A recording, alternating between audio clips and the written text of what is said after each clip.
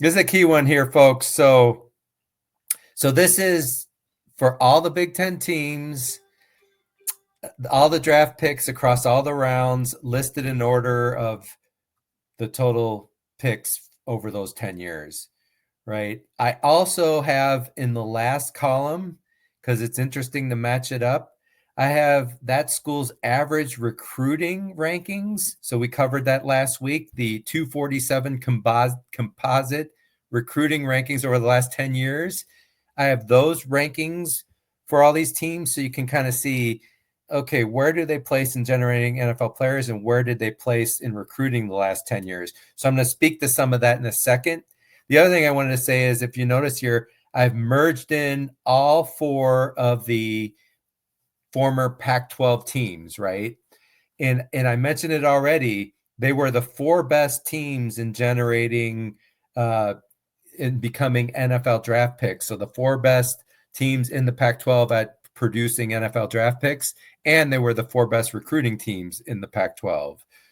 So Ohio State, number one, was 76 across those 10 years, about 13% of the total. Michigan, though, impressively, not far behind them at all, 69. And really, they've picked up steam here, not surprisingly, as Michigan's gotten better under the late Harbaugh era. 22 draft picks for Michigan over the last 2 years.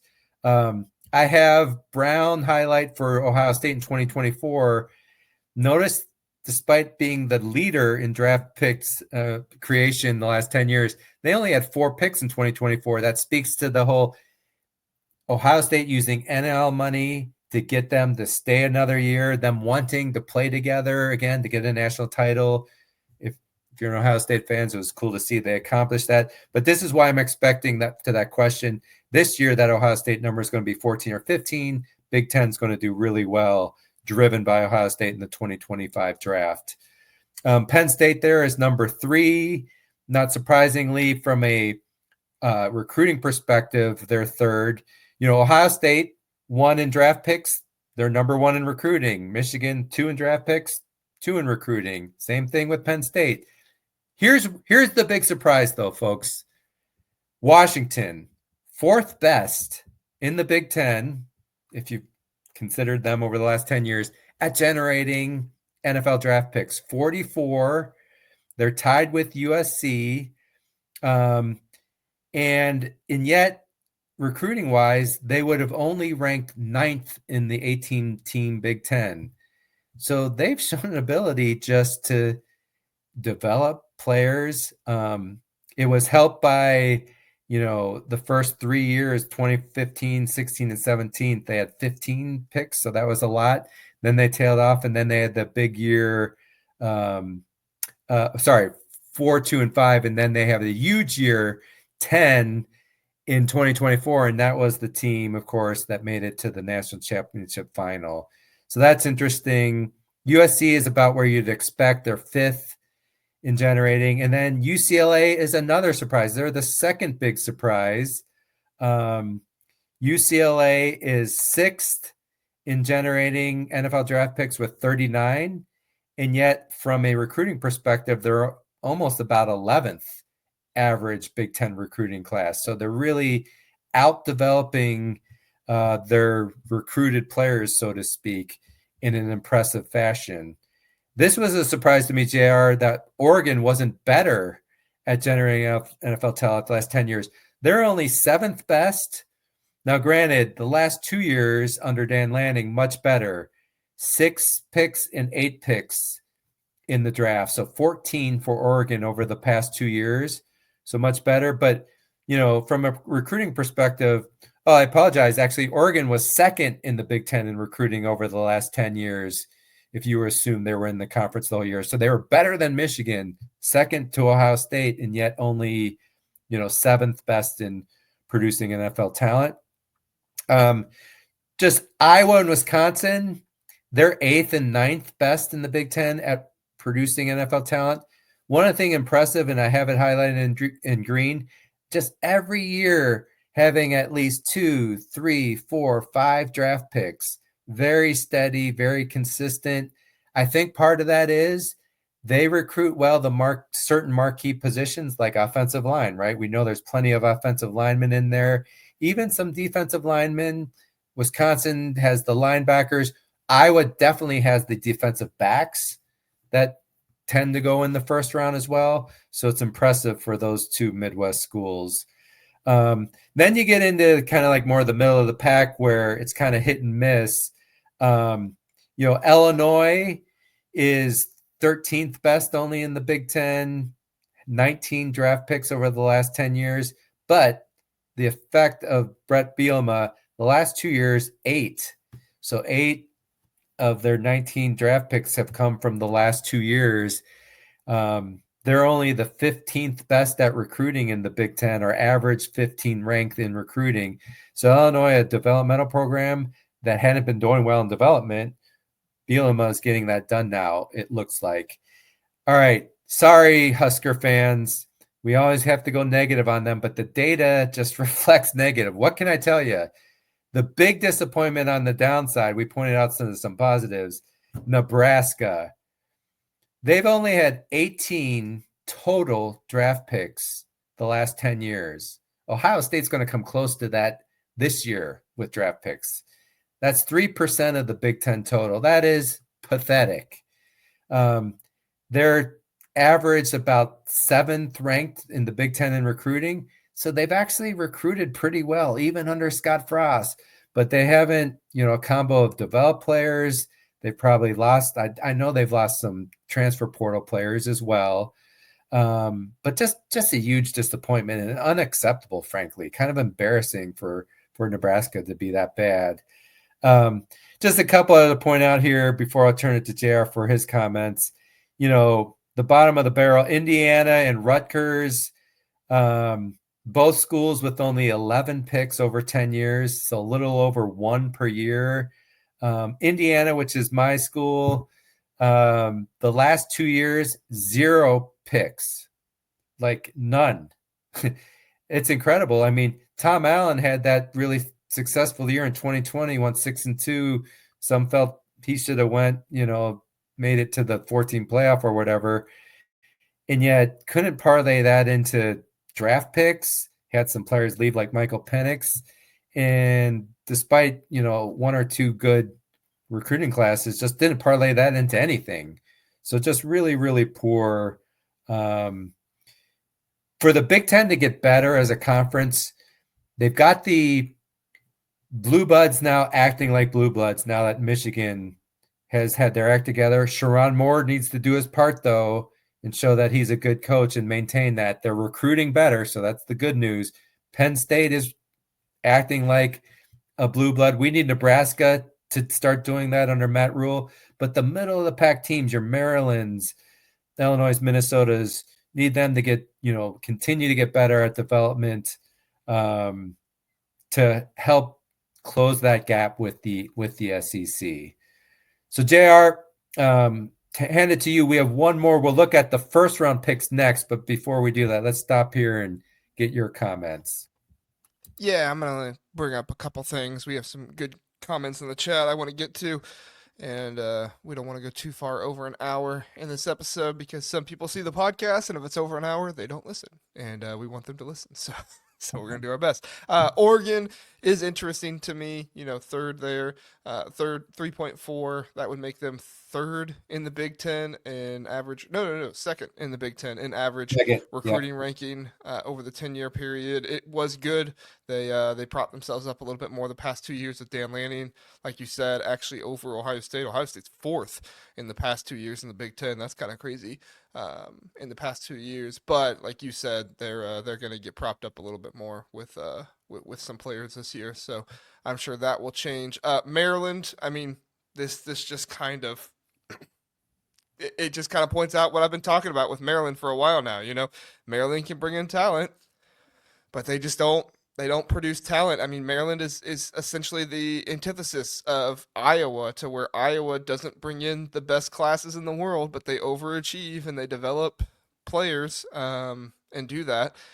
Minnesota was interesting to me to being tied with Maryland, but again, Minnesota has a much lower recruiting ranking, even that of Iowa. So that kind of makes sense there. But yeah, I mean, overall, this is very interesting stuff. UCLA, props to them. More draft picks over the last 10 years than Oregon. Washington, I don't think they get enough credit for just how good of an NFL factory they are, especially this last year, putting 10 guys in. And I mean, you look at the stats, that's basically what they did too, right? They brought guys back and they went to the national championship.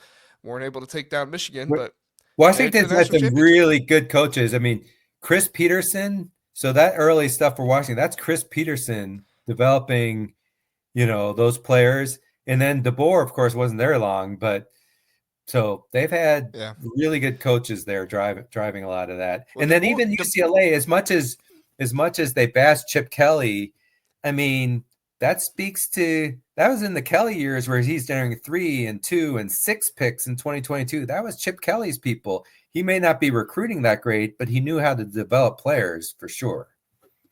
Yeah. Yeah. All right, got good comments, so we'll bring those up. Philip says NFL draft watch party. You know, Philip, when I first saw that, I thought, it's way too long. But then I got the idea. Maybe we'll do that, and maybe I'll bring on guests the entire time. Maybe we'll have Jeff on for a little bit, have Zach on for a little bit. Maybe get Eric and casual Big Ten. Maybe I'll do that. Let me chew on that a little bit more. But that's an interesting idea, Philip. Let me chew on that a little bit more. He also says coaching changes probably cost Oregon some draft picks transferring away Good point. early. Couldn't transfer until recently with the Mario Cristobal, right? I think that probably did affect 2022. Well, yeah, that would have affected 2022 there a little bit. But Yeah. overall, what they had Mario Cristobal for what 3 or 4 years? Who'd they have before that? I'm forgetting off the top of my head now. Before that, they had a guy for like one year, I thought it was. It wasn't Willie Taggart, was it? Yeah, Willie Taggart. Yeah, it was Willie Taggart. That's right. Cristobal was there 2019 to 2020. Sorry. Yeah, Cristobal was there 2022. like 2019 to 2022, two-ish. Yeah. Yep. Yep. Yeah. So, but yeah, I mean, Dan Lanning, it's no surprise he's brought in NFL development and talent with him. He came from Georgia. He knows how that works. So, yeah, Oregon, not the most impressive 10 years, but the last 2 years very impressive. That's why they're considered one of the best programs in college football. Pit Snipe Husker says Wolf are 2 goose eggs, just gross. Yeah, I hear you, Pit Snipe. I hear you. Yeah. John says, of course, John's an Indiana fan. He says, our time will be coming soon. John, I was going to point this out. Indiana had just as many regular season wins last year as they had total NFL draft picks the past 10 years. Again, I don't think people realize how crazy it was. Easy schedule or not, I don't think people realize how crazy it was what Kirk Snetti did to take that team, not just to 11-1, winning some games, like a little bit here and there. No, he blew teams out. Only 11 draft picks, 0 the past 2 years. They get 11 wins this year. Just absolutely insane. Incredible. Yeah. Yep. All right. Philip with some really good comments here. You can tell Philip really likes the NFL draft coverage here. He says players transferring out because of coaching changes reduce the number of draft picks at certain schools. I wonder how many that ends up being. Yeah, I mean, you think about it. Let's look at this here. Oregon had a change, but theirs got better after their change, but they did have that one down year. So he's right. We'll see what happens with Michigan, with Jim Harbaugh leaving. But Jim Harbaugh was basically there all 10 of those years for those draft picks. And then Okay, I agree with that. The coaching changes really can impact this, and then you get transferred players, and then they get drafted, and then the other school gets credit for producing them, right? I mean, even Michigan State, there, the Mel Tucker fallout, and then 2024 they had one person chosen, whereas you go back to D'Antonio when he had it rolling, four picks in 2015, 5 picks in 2016. So coaching change. So those are good points for sure. No doubt about it. When did Tucker come into Michigan State? So Was it 2021 his first year? Yeah, because he had 2021. Yeah, and remember, there's also that leg. They come in and then do they really get credit for that recruiting class because they're kind of cobbling it together? So you got transition things going on. One thing, there's no doubt, if you botch coaching hires, it just kills you because not only you've got the whole transition where you lose players and then it takes a while for them to get up and running. And it's why the Signetic formula was so special. It wasn't just bringing in transfers, it was having coaching staff that all had been together, and so you can hit the ground running and establish a culture. Sure. Yeah. For sure. Yeah. And Luke Fickell's going to have a good draft class year this year if he, because he's went down. Well, not really with the 3 because they had a 3 year before that, but yeah, in terms of the other stuff, yeah, they went down a little It'll bit be there. fun to plug in the new figures after 2025. And like we said, we're going to do that, after the draft for sure. I think John's a little salty now. He says, speaking of UCLA, maybe Lato, or how do you pronounce that? I'm terrible with names. We'll actually do something this year for the Colts. Yeah, John, if you want to talk about the Colts, it's going to be a very sad podcast for me. So. Last one here from Philip, and then we'll move on to the first round pick. Says, I can't trust Michigan to keep it going.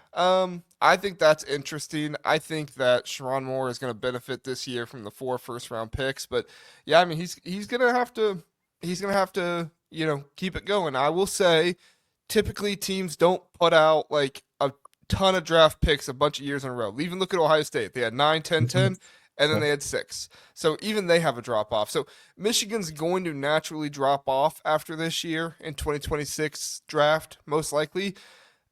I wouldn't use that as an indicator for Sharon Moore yet, though. Yeah. I would give him till 2027, see what kind of developer he is, and see what kind of guys he can put out there, especially with the coaching change thing, like we talked about, right? Guys can leave. Who was that safety that went to Alabama?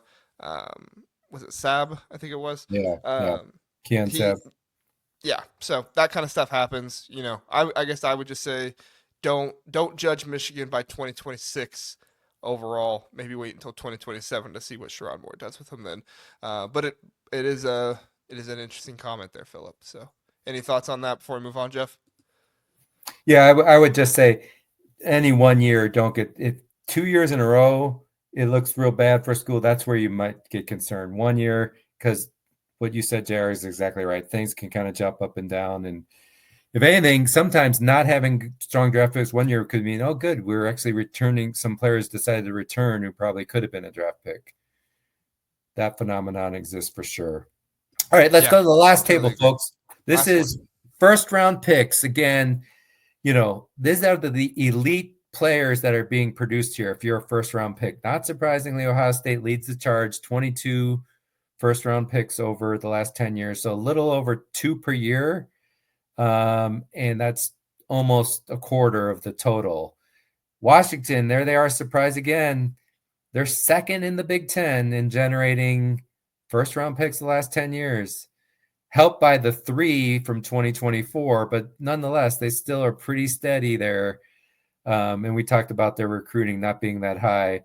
Michigan's third there with 10, UCLA fourth with 9, Oregon fifth with 8.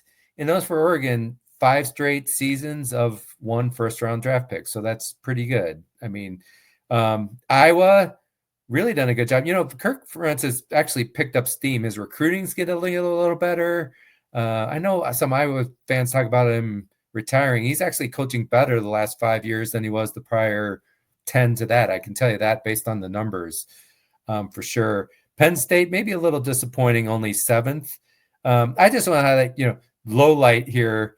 Indiana, Rutgers, and Nebraska, 0.0, as they pointed out, Dean Wormer in Animal House for the Bluto's GPA for those of you that know. 0 draft picks for those 3 first round draft picks. That is horrible. I can tell you as an Indiana fan, they have the longest streak of any Power 5 conference of not having a first-round draft pick, not had one since 1994. Indiana hasn't had a first-round draft pick. It's horrible. And then Purdue. And you say that as somebody that graduated from Indiana, people, okay? All right, don't be calling Big Jeff a hater. He graduated from Indiana. Okay, go ahead, Jeff. I'm not a hater. I mean, that's 4 years after I graduated from Indiana to show you how old I am. But then we have a lot of school, Purdue, Illinois, Minnesota, not much better. One first round draft pick, right? And now Minnesota, they've produced picks. They're just not producing elite, but they're not recruiting elite players either. So not that surprising. And then you can kind of see your middle players, not surprising. Michigan State, Wisconsin, Maryland, three or so. But this needs, again, to battle the SEC. The blue bloods need to do their blue blood type things and lead the charge. But we need to see better numbers from these middle and lower tier Big Ten schools if we ever have a chance to really close that gap with the SEC. Yeah, I think maybe next time, Jeff, I don't know if this would be too much to do, but maybe next time if you could, instead of the recruiting 10-year average rank on this chart, maybe how many 5 stars those teams had on average by year. I think that would be really interesting. I think Ohio State probably has at least 2 or 3 averaged per year. I remember in, what was it, 2022, I think they had like 7 5 stars or something crazy like that. I think it depends on what you Yeah, look at. yeah, it's a good question because this chart would look uglier than this one as far as Ohio State having the vast majority of the 5 stars. I'll do that sometime. I don't know when, but because that is that difference maker that is just going to cause you to win those games. And I am an Ohio State fan too. I knew going into playoffs when they talked about comparing Ohio State to whatever team, I'd be like, yeah, but they don't have Caleb Downs. They don't have Jeremiah Smith. Those are unicorns. And Yeah. unicorns in games like that do special things that cause special results and you win those games. It's just the way things work. So yeah, that's a good thought there, JR. Yeah, for sure. For sure.